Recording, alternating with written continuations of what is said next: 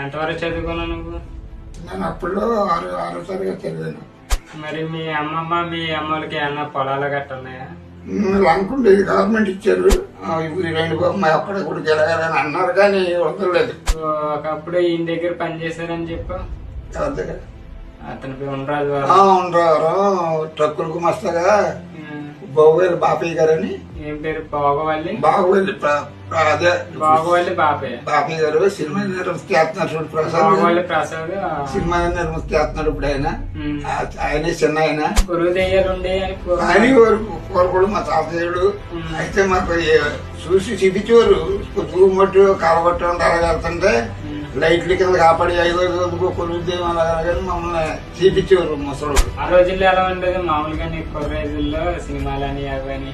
ఇల్లు కూడా అప్పుడు పాడగా టిక్కెట్టు 1962లో కూడా అంతా ఒకటైనా సినిమా చూసి నేను రిక్రూట్ పెట్టేదాన్ని.